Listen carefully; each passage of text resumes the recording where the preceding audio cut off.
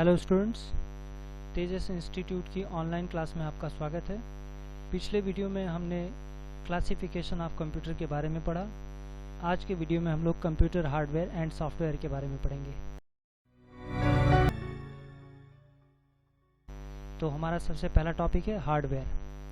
Computer hardware computer का वो part होता है जिसे हम छू कर या टच कर सकते हैं।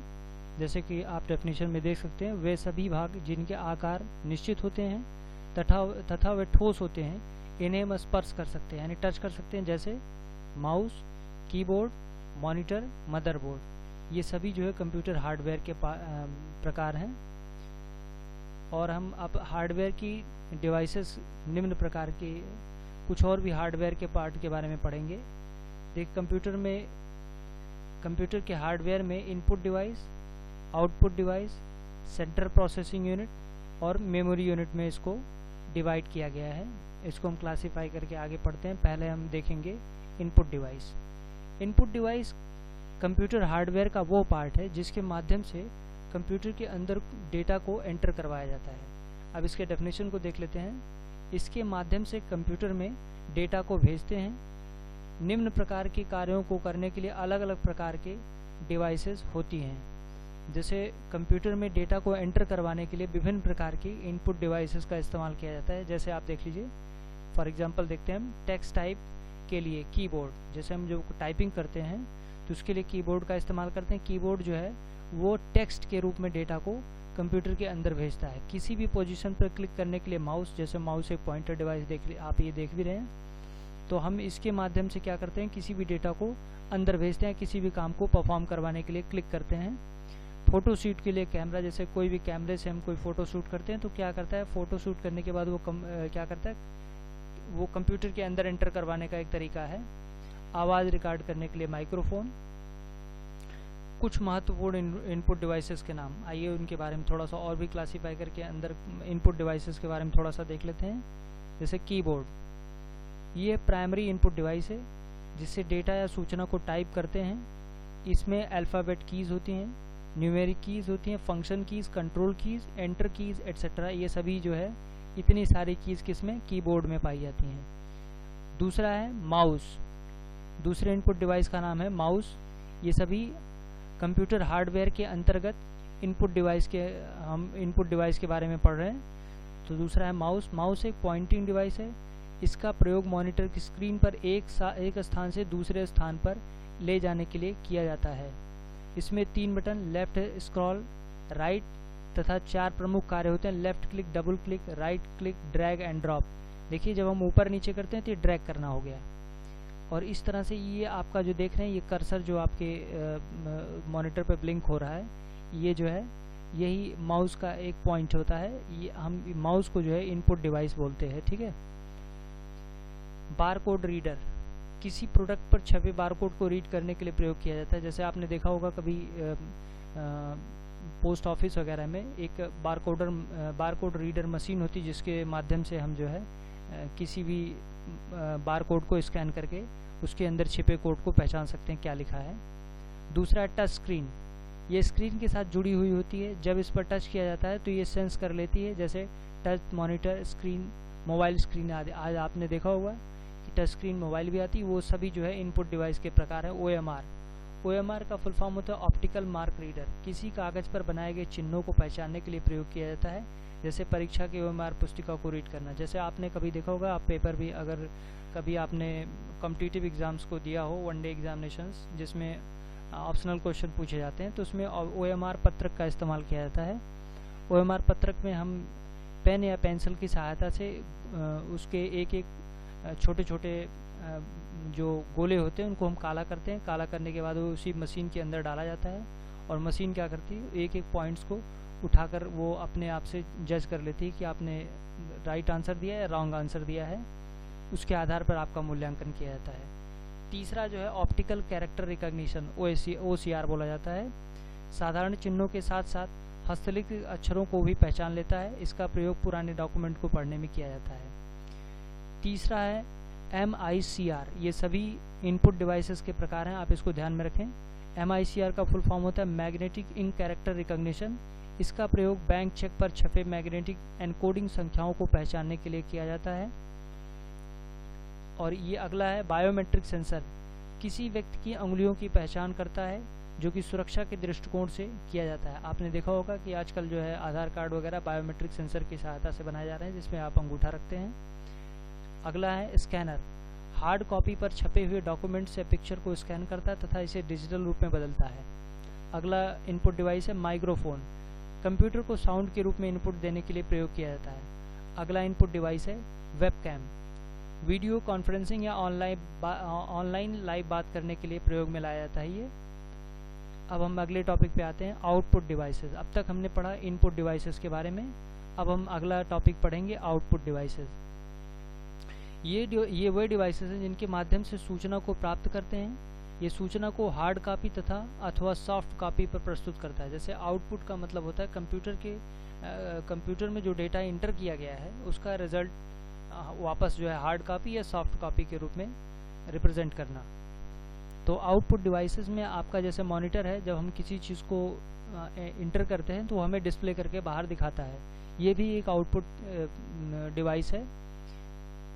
अब हम आगे देखते हैं, जैसे पहला आउटपुट डिवाइस है मॉनिटर। इसे VDU यानी विजुअल डिस्प्ले यूनिट भी कहते हैं, जो कि प्राप्त परिणाम को सॉफ्ट कॉपी के रूप में प्रदर्शित करता है। सॉफ्ट कॉपी के रूप में मतलब ये होता है कि आप हार्ड कॉपी का मतलब होता है किसी चीज़ को जब हम बाहर निकाले, जैसे प्रिंटर से जो कॉपी निकलती है वो हार्ड कॉपी कहलाती है। जिसे हम केवल देख सकते हैं वो सॉफ्ट कॉपी है। अब ये देखिए, ये दो प्रकार के होते हैं। मोनोक्रोम मॉनिटर एक रंग में टेक्स्ट को डिस्प्ले करता है, दूसरा होता है कलर मॉनिटर, 256 रंगों में दिखा सकता है ये दूसरा मॉनिटर। ये तो मॉनिटर के टाइप हैं। फिलहाल मॉनिटर एक आउटपुट डिवाइस है, आप इसको जानते रहिए। कुछ प्रमुख मॉनिटर, आप मॉनिटर के बारे में थोड़ा सा बताया गया है, जैसे CRT कैथोड रे ट्यूब, दूसरा है LED लाइट इमिटिंग डायोड, और तीसरा है LCD monitor liquid crystal display इसको बोला जाता है। आपको कभी कभार इन सब जो छोटे छोटे ये लिखे गए हैं, जैसे LED है, LCD है, इन सब का कभी कभार आपको फुल फॉर्म पूछ लिया जाता है। कृपया करके इन सभी फुल फॉर्म्स को आप रट लीजिए, हो सकता है कभी कभार ऑप्शनल क्वेश्चन में इनका फुल फॉर्म पूछ लिया जाए। अगला जो आउटपुट डिवाइस है वो प्रिंटर है। आउटपुट डिवाइस में प्रिंटर ये सूचना को हार्ड कॉपी पर प्रिंट करता है। जैसे आपने देखा कि मॉनिटर जो होता है ये सॉफ्ट कॉपी हमें देता है, सिर्फ हम देख सकते हैं। प्रिंटर ये सूचना को हार्ड कॉपी प्रिंट करने का मतलब है कि आप उस कॉपी को टच भी कर सकते हैं। ये डॉक्यूमेंट को ब्लैक एंड वाइट तथा कलर में प्रिंट करता है। अब प्रिंटर की गति को मापने के जो पैमाने हैं वो आप देखिए। पहला होता है LPM लाइन पर मिनट, दूसरा होता है CPS कैरेक्टर पर सेकेंड, तीसरा होता है PPM पेज पर मिनट। अब प्रिंटर की क्वालिटी को DPI डॉट्स पर इंच में मापते हैं। कभी कभार ये भी आपसे पूछ लिया जाता है कि प्रिंटर की क्वालिटी को किस में मापा जाता है, तो DPI में मापा जाता है। और आपसे ये भी आप देखिए, प्रिंटर के प्रकार भी कभी कभार पूछ लेता है। प्रिंटर दो प्रकार के होते हैं, एक होता है इम्पैक्ट प्रिंटर, दूसरा होता है नॉन इम्पैक्ट प्रिंटर। अब पहले देख लेते हैं इम्पैक्ट प्रिंटर के प्रकार। प्रिंटर के प्रकार में ये भी आपको आउटपुट डिवाइसेस में थोड़ा सा इसको डीप स्टडी करवा दिया जा रहा है, ताकि यहीं पे आपको पता चल जाए कि प्रिंटर जो है एक आउटपुट डिवाइस है। प्रिंटर कितने प्रकार के होते हैं ये भी आप जान लीजिए। तो पहला होता है इम्पैक्ट प्रिंटर। ये प्रिंटर पेज पर रगड़ कर चलते हैं। इनका जो हेड होता है, प्रिंटिंग हेड होता है, वो पेपर पर रगड़ के चलता है तथा प्रिंटिंग के दौरान अधिक आवाज़ होती है। जब एक बार में एक लाइन या कैरेक्टर को प्रिंट कर सकता है, इसलिए सस्ते होते हैं। इम्पैक्ट प्रिंटर में जो प्रिंटिंग हेड होता है वो पेपर पे रगड़ के चलता है, इसलिए रगड़ के चलने की वजह से इस प्रिंटर में आवाज़ अत्यधिक होती है और ये सस्ते क्वालिटी के आते हैं। इनमें ये सस्ते होते हैं ये प्रिंटर। नोट में जैसे लिखा है, ये केवल एक कलर में डॉक्यूमेंट को प्रिंट कर सकता है। जैसे इनमें जो है बहुत सारे कलर्स नहीं होते, चूँकि इसमें बॉटल नहीं लगाई जाती है। ये एक ही कलर में प्रिंट करता है, खास करके ब्लैक एंड वाइट में ही।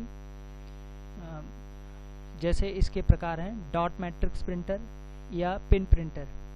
यह प्रिंटिंग डॉट्स बिंदुओं द्वारा प्रस्तुत कर रिप्रेजेंटेशन अपनी डिस्प्ले करवाता है। दूसरा है डेजी व्हील प्रिंटर। यह टाइपराइटर की तरह होता है जिसकी क्वालिटी डॉट मैट्रिक्स प्रिंटर से अधिक होती है। ये भी आपका इम्पैक्ट प्रिंटर ही है। तीसरा है लाइन प्रिंटर। ये एक बार में पूरी एक लाइन प्रिंट कर सकता है। ये सभी जो है इम्पैक्ट प्रिंटर की सीरीज़ में लाइन प्रिंटर देखिए एक बार में एक लाइन को प्रिंट कर सकता है। और चौथा है ड्रम प्रिंटर। इसमें सिलिंड्रिकल ड्रम लगे होते हैं जिस पर उभरे अक्षर होते हैं। अब अगला जो टाइप है कंप्यूटर का वो है नॉन इम्पैक्ट प्रिंटर। अभी तक तो ये जितना आपने डेजी हुई, लाइन प्रिंटर, ड्रम प्रिंटर, ये सब ने जो आपने पढ़ा ये सब के सब जो है ये इम्पैक्ट प्रिंटर की सीरीज़ में थे। अब जो अगला आएगा टॉपिक वो नॉन इम्पैक्ट प्रिंटर है।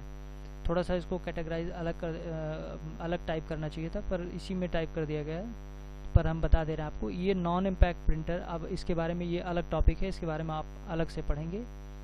ये प्रिंटर पेज को रगड़ के नहीं चलते। इनका जो इस प्रिंटर का जो लेज़र हेड होता है वो लेज़र की सहायता से इंक को स्प्रे करके पेपर पे रगड़ के नहीं चलता बल्कि बाहर से इंक को स्प्रे करता है।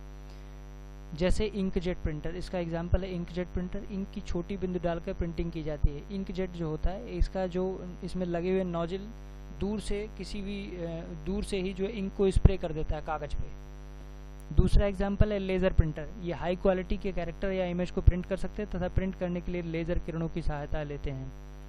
अब हम प्रिंटर के बाद अगली जो हार्डवेयर की जो अगली डिवाइस है उसके बारे में पढ़ेंगे। हार्डवेयर की अगली डिवाइस है CPU, सेंट्रल प्रोसेसिंग यूनिट इसको बोलते हैं। अभी कंप्यूटर हार्डवेयर के बारे में हम लोग पढ़ रहे हैं। हमने अभी तक जैसे पीछे हमने पढ़ा कि ये इम्पैक्ट प्रिंटर के बारे में, प्रिंटर एक आउटपुट डिवाइस है। अभी तक उसके ऊपर इनपुट डिवाइस पढ़ा था, इनपुट डिवाइस के बाद आउटपुट डिवाइस। अब आउटपुट डिवाइस के बाद हार्डवेयर में CPU को पढ़ेंगे, सेंट्रल प्रोसेसिंग यूनिट। इसे कंप्यूटर का ब्रेन कहा जाता है जिसमें अर्थमेटिकल और लॉजिकल ऑपरेशंस होते हैं तथा निर्देशों को एग्जीक्यूट करता है। इसकी गति मेगाहर्ट्ज में मापी जाती है। इसके प्रमुख कंपोनेंट्स, अब देखिए आइए CPU के कंपोनेंट्स के बारे में जान लेते हैं कि CPU के अंदर कौन कौन से कंपोनेंट्स लगे रहते हैं। सबसे पहला कंपोनेंट होता है ALU, इसके फुल फॉर्म भी आप नोट करते जाइए, अर्थमेटिक लॉजिक यूनिट। दूसरा जो इसका पार्ट होता है रजिस्टर तथा कंट्रोल यूनिट।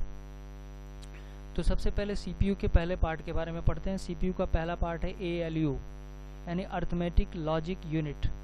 यह अंक गणितीय क्रियाओं यानी जोड़, घटाव, गुणा, भाग इत्यादि यानी addition, subtraction, multiplication and division, ये सभी चीज़ों को परफॉर्म करता है और तुलनाएं करता है यानी कंपैरिजन भी करता है। फिर किसी निर्णय तक पहुंचता है। ये सभी क्रियाएं बाइनरी सिस्टम में करता है। तो आपने डेफिनेशन के अकॉर्डिंग आपने जाना कि ALU का काम क्या है, CPU के अंदर ये क्या करता है। दूसरा जो CPU के अंदर दूसरी जो यूनिट है उसका नाम है रजिस्टर। इसमें बहुत तीव्र परंतु अस्थायी स्टोरेज होती है। इसमें कुछ विशेष बाइट्स होते हैं जिसे रजिस्टर कहा जाता है। और जो अगली यूनिट है उसका नाम है कंट्रोल यूनिट, CU इसको बोला जाता है, कंट्रोल यूनिट। इस CPU के अंदर ये सभी कार्यों की देखभाल करता है। ये मेमोरी, इनपुट, आउटपुट यूनिट को बताता है कि कार्य किस प्रकार से करना है। तो आपने देखा कि CPU के अंदर जो है एक तो ALU, दूसरा रजिस्टर और तीसरा कंट्रोल यूनिट, ये तीन चीज़ें मिलकर CPU का निर्माण करती हैं। CPU का फॉर्म होता है सेंट्रल प्रोसेसिंग यूनिट। इसको ये कंप्यूटर का सबसे मेन पार्ट माना जाता है। अब आइए देखते हैं हार्डवेयर का अगला पार्ट है मेमोरी। अब मेमोरी के बारे में पढ़ते हैं। ये कंप्यूटर का वो भाग होता है जिसमें डेटा को शेयर किया जाता है तथा आवश्यकता अनुसार उन्हें बार बार प्रयोग में लाया जा सकता है। हम जो डेटा रखते हैं अपना वो मेमोरी में ही रखते हैं। कंप्यूटर में मेमोरी में ही डेटा को सेव करके रखा जा सकता है। अब आइए देख लेते हैं मेमोरी के कितने टाइप्स होते हैं, मेमोरी कितने प्रकार की होती है। मेमोरी दो प्रकार की होती है, एक होती है प्राइमरी मेमोरी, दूसरी होती है सेकेंडरी मेमोरी। इसी समय जो है क्लासीफाई करके हम लोग इसको मतलब काफ़ी डीप स्टडी करते चल रहे हैं। प्राइमरी मेमोरी, अब देखिए मेमोरी में जो पहली मेमोरी है उसको प्राइमरी मेमोरी के बारे में थोड़ा सा देख लेते हैं। इसे इंटरनल या मेन मेमोरी भी कहा जाता है। प्राइमरी मेमोरी की स्टोरेज क्षमता सेकेंडरी मेमोरी से कम होती है परंतु गति बहुत अधिक होती है। तो आपने देखा कि जैसे प्राइमरी मेमोरी में स्टोरेज पावर तो कम होती है लेकिन इसकी स्पीड जो है वो सेकेंडरी से काफ़ी ज़्यादा होती है। आइए देखते हैं प्राइमरी मेमोरी के कितने प्रकार की होती है। प्राइमरी मेमोरी दो प्रकार की होती है, एक तो होती है रैम यानी रैंडम एक्सेस मेमोरी, दूसरी होती है रोम, रीड ओनली मेमोरी। इन सभी के फुल फॉर्म को रटते जाइए आप। फुल फॉर्म बहुत बार पूछा जाता है CCC में, तो फुल फॉर्म भी आप रटते जाएंगे तो अच्छा रहेगा आपके लिए। पहला है रैम के बारे में पढ़ते हैं। रैंडम एक्सेस मेमोरी, ये मेटल ऑक्साइड सेमीकंडक्टर से बनी होती है जो कि वोलाटाइल अस्थाई यानी डेटा को स्टोर करती है, अर्थात विद्युत सप्लाई या कंप्यूटर के बंद होने पर स्टोर प्रोग्राम नष्ट हो जाते हैं। रैम के बारे में आप जान लीजिए, रैम जो होता है ये वोलाटाइल इसको इसलिए बोला जाता है जब तक वोल्टेज ऑन है, जब तक बिजली यानी लाइट की सप्लाई चल रही है तब तक ही आपको मॉनिटर पर सारी चीज़ें दिखाई देती है, और मॉनिटर पर जो डिस्प्ले होता है वो रैम की सहायता से ही दिखाई देता है। कंप्यूटर को जो हम पढ़ते लिखते हैं तो रैम पर उपस्थित होता है। अच्छा ठीक है, ये रैम के प्रकार आप देखिए, अभी तक तो मान लीजिए रैंडम एक्सेस मेमोरी हम किसके, ये जो है प्राइमरी मेमोरी में रैंडम एक्सेस मेमोरी पढ़ रहे थे।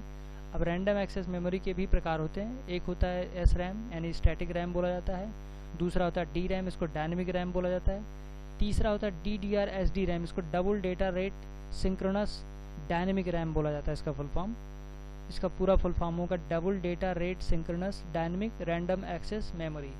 तो आप इसके प्रकार को भी जानते रहिए, कभी कभार ऑप्शनल ये भी पूछ लिया जाता है कि रैम कितने प्रकार के होते हैं, कभी कभार इस तरह के प्रश्न अगर बन जाएं तो आप इसको जानते रहेंगे तो अच्छा रहेगा आपके लिए।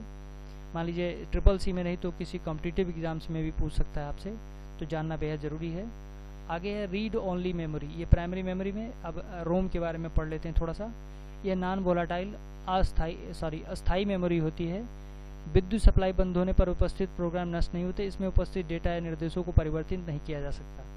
जैसा कि आप देख रहे हैं रीड ओनली मेमोरी में जो डेटा होता है इसको यूज़र जो यूज़ करने वाला है वो कभी इसमें कोई भी डेटा मैनिपुलेशन नहीं कर सकता, और ये नॉन वोलाटाइल है यानी लाइट के चले जाने पर भी इसके अंदर जो डेटा होता है वो नष्ट नहीं होता है, वो हमेशा के लिए उसमें सेव रहता है। अब रोम के प्रकार भी थोड़ा सा देख लीजिए, इसके फुल फॉर्म कभी कभार पूछे जाते हैं या अक्सर पूछे जाते हैं लगभग। जैसे पहला है प्रोम, प्रोग्रामेबल रीड ओनली मेमोरी, दूसरा है EPROM, erasable programmable read only memory, और तीसरा है EEPROM, इसको बोलते हैं electrically erasable programmable read only memory.